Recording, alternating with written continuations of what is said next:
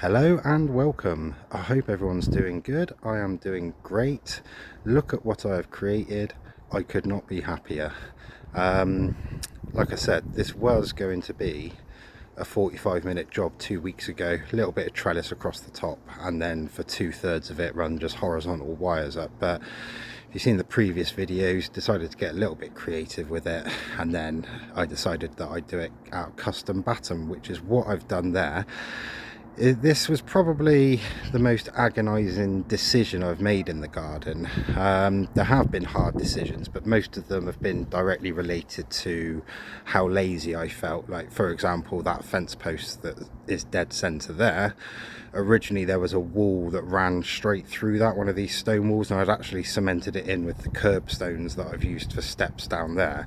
Oh yeah, I didn't mention about that last time. I think the last time I mentioned them, I'd used these bricks that I'd found, and I had them in like rows of 4, but it wasn't sturdy and they started sort of moving, so they were different levels. So I had those spare and thought, oh, I'll just do that, and then what I'll do is I'll put grass all around it when I finally get to doing it. You can probably see the little asplenium I've tucked into the wall as well, but we'll get into that another time. We're talking trellising because I know we all want to marvel at my creation. So yeah, last time round the biggest issue I had was about the size and orientation of the octagons. It was whether to have them all the same size and uniform, or whether to have them at different sizes or at different heights. Now, when I was working it out, what was annoying me was that because this is all horizontal effectively, if you look at it now, what it would be is like, if you imagine this one on the right here, this octagon that's behind the chair, and then the one that's on the left, if that one on the left was slightly bigger, then the horizontal part that's sort of touching the top of that octagon, if you like, the bit that, you know, the last cut, the last 45 bit, it would run across and it would be at a different part of a bigger octagon. And I think that it didn't sit right with me, that. So what I decided to do in the end was actually do the 2 outer ones as exactly the same size and the same height. That gave me my uniformity, to make it easy on the eye. And then what I did with the center one is it's a lot smaller than last time, as you can see, and I've actually dropped it down so that the horizontal center lines up with the horizontal centers of the other 2, so it doesn't quite come up as high. You'll have to excuse the mess. I got it so perfect that the top and bottom of the sort of relevant battens actually sit right on where they are. You can probably see, if I walk over a little bit, you can probably see I had to bend those up, those eyes up. So what I'll do with that one is I will find the center point. I think I've already got it marked, and then I'll draw lines all in from each eye to the center, or each point, and then I'll just come in a couple of centimeters just to even it up a bit. You just have to excuse me a minute because it's a bit hazardous. So that was the first decision. So that took a few days and a couple of nights to work that out. And then the next one, which I'm still umming and ahhing about, is whether I want to border these. So do I want around, say, this one here on the right, just because it's easy to look at, where the wire is, sort of do that, but with batten running around all the cuts, if you sort of see what I mean, to frame it. So I don't know, for the one over there, the middle one, it'd be easy because that, the top and bottom battens to that would be the equivalent, but when we get over to here, there's nothing in the middle, so it would mean having an odd piece or an odd height, which, yeah, I'm still umming and ahhing about. But otherwise, like I said, I couldn't be more happy with it, to be honest with you. It's worked out cheaper than doing it out of ready-made trellis. Now, a lot more difficult, admittedly. So yeah, the way I approached it actually sort of decided itself in the end, but I was stuck between having the big batten on the far left, the whole high one, and this one on the far right, and then putting a batten the equivalent of the center. That is 2.1 meters from there to there, or 2.0 meters. It's 2.1 to the actual ends, and then running horizontal pieces across like they are one pieces. Now when it gets to the octagons, I'd have the frame made out of the big batten, and then I could use it to rest the ones that are cut and wouldn't reach each end. But I accidentally grabbed the wrong size batten. I thought I was grabbing 2.4, but it was only 1.8, and then I sort of thought, nah, you know, I'll work it out. And that meant that because one of those lengths wouldn't reach from the end to the middle, it sort of made my mind where I've created this sort of ladder thing in, and it's all bang on symmetrical, and I know it is because a lot of the cuts came up, you know, a lot of the measurements for the cuts. So just a quick sort of theory on this. What I actually did was, it was actually a bit of a sort of fluke, a suck it and see one. So this right hand octagon that's dead in the center now, the batten, the vertical batten on the left of it is actually covering up the join in the fence. So then what I did was then went to the right hand one, did the same again, the equivalent distance off, which I think is 6 centimeters, and then I found the vertical part of the left hand octagon, the right hand side of the left hand octagon. This might get confusing for you as I just ramble off these things, but and then I measured 6 centimeters in, put that one on, and then that made me do those ones, and then all the ends, and then it all just tied up. So I put all the vertical ones in first and then went from bottom up. When it came to spacing,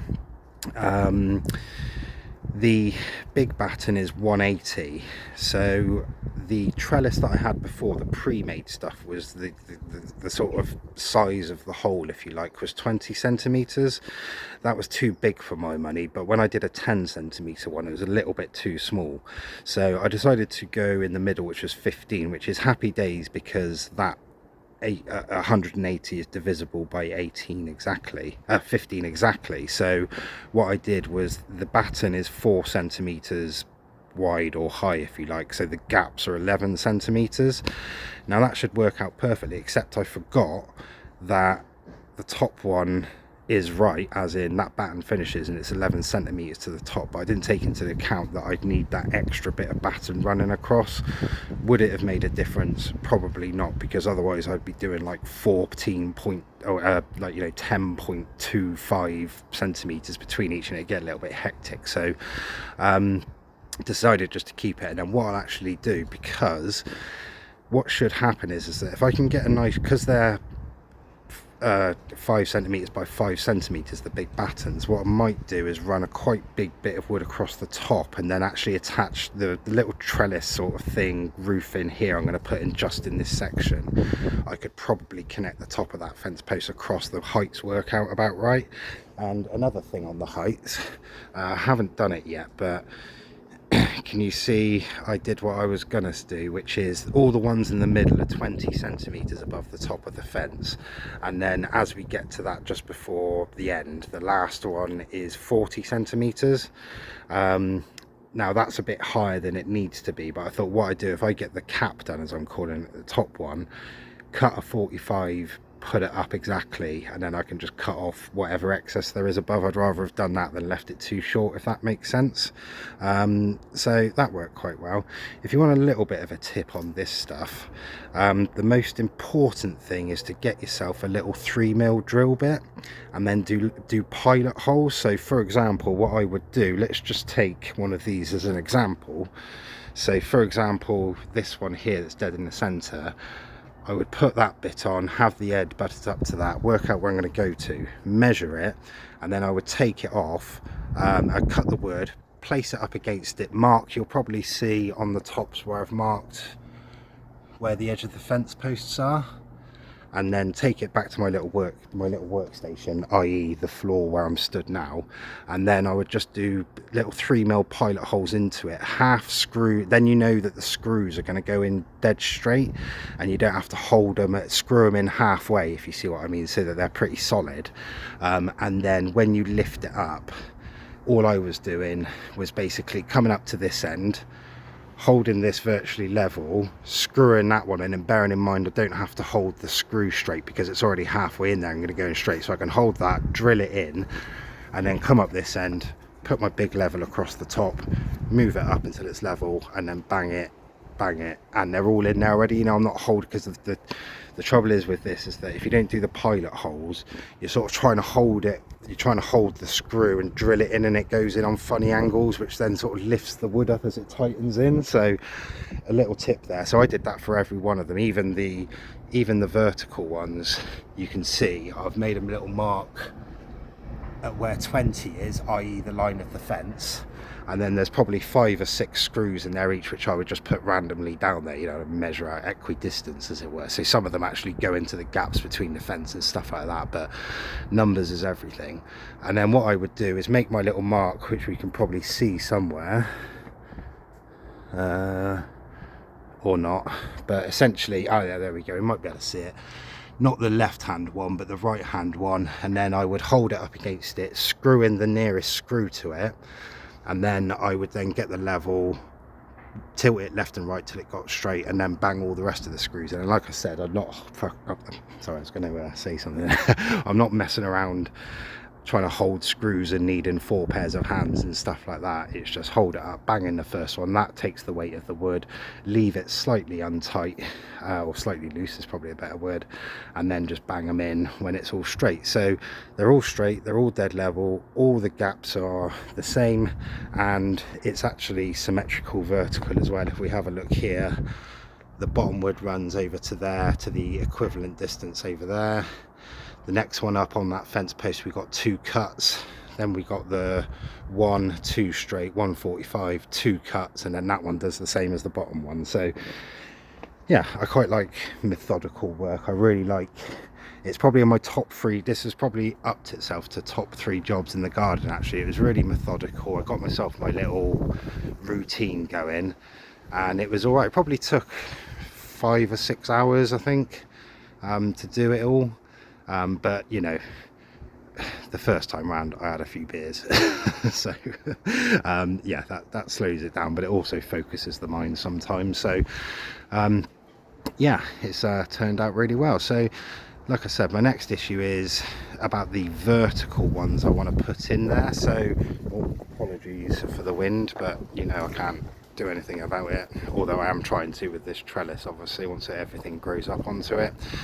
So my next one is kind of, I'm not too worried about the ones that are close together, if you see what I mean. Have this little sort of rectangles on the right and the sort of slightly bigger ones in between the 2 octagons. It's the part on top of the octagons, and the trouble is that if it doesn't, there's two ways of doing it basically, which is, because I'm not going to let the honeysuckle run through it as such until it gets to the top. I'm just going to pin it on the top of it, and what I'm going to do is let the 2 main things grow up between the 2 octagons as high as it can, near enough, and then when it gets to it, I'm going to drop it down horizontal and have it so that the tip will be in this bottom right corner.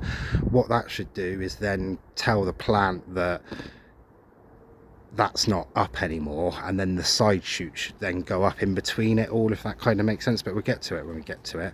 The honeysuckle is out actually, it's just behind me. I might go and have a look at it in a second.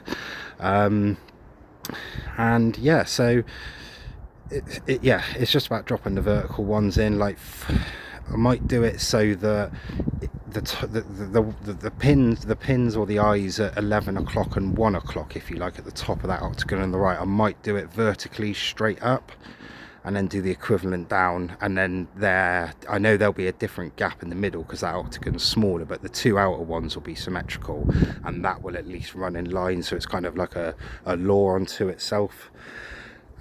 So yeah, got to do that. I'll carry that on, but because there's going to be a big waterfall, ignore the washing, I'm trying to keep it out of frame. There's going to be a big waterfall over behind the washing line, so I need to work out, because I didn't preempt this and put fence posts in, because it's just a massive concrete slab there that I got poured.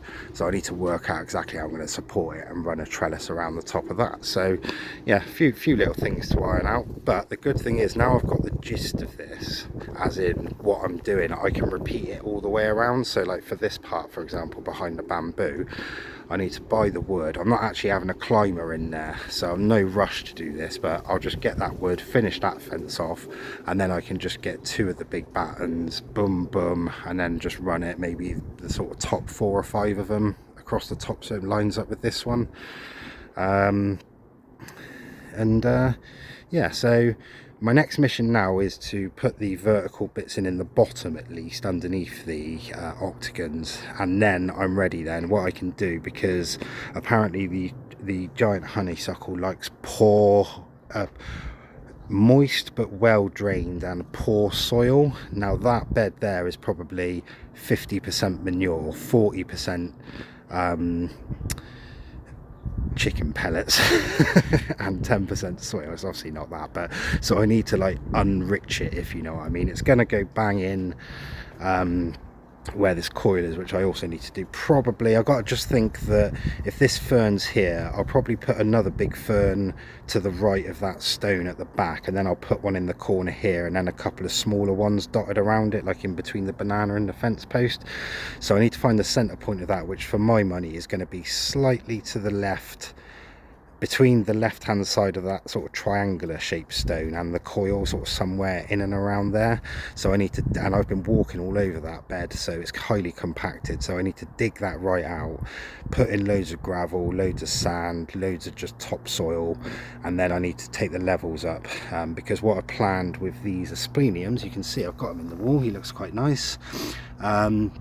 Effectively with that one, what I did was just took it out of the pot and just rammed it in there basically.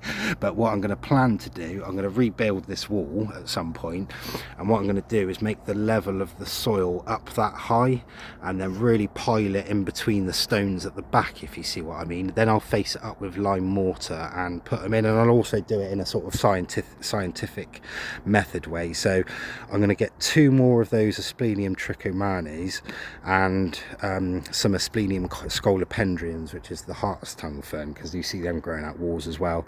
And then in pairs I'm going to do them in different ways. So for example, because this is, in a minute when the sun goes, it'll be in shade, and it's had quite a lot of shade this morning already. So if I put one of each pair in there, but do it in a slightly different substrate, so i.e.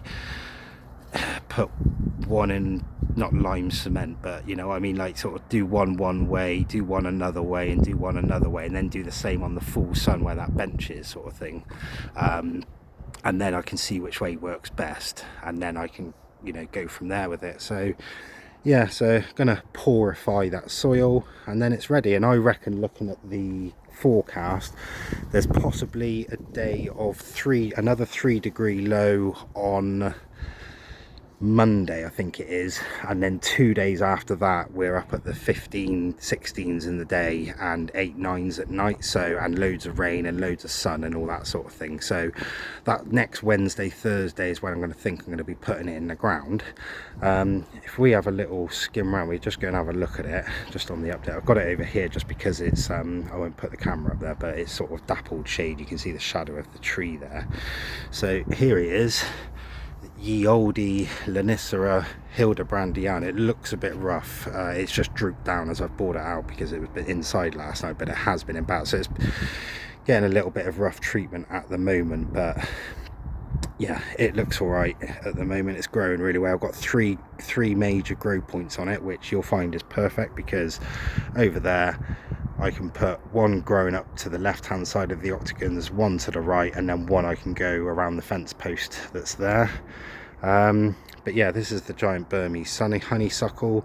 I don't know if I'll get a good view of it, but one of these leaves, like this one here, which has only just come out a couple of weeks ago, I've got pretty decent sized hands. Excuse the camera work, I don't want to move it, but it's like almost as big as my hand for a honeysuckle. That's pretty good, I reckon. So yeah, look forward to putting him in. Hopefully he won't die in the next couple of weeks or months after that, and then we'll go from there. We're trying to protect it over winter because it's not hardy. So yeah, we'll see what happens. Anyway, hope you're having a good day. I will see you later.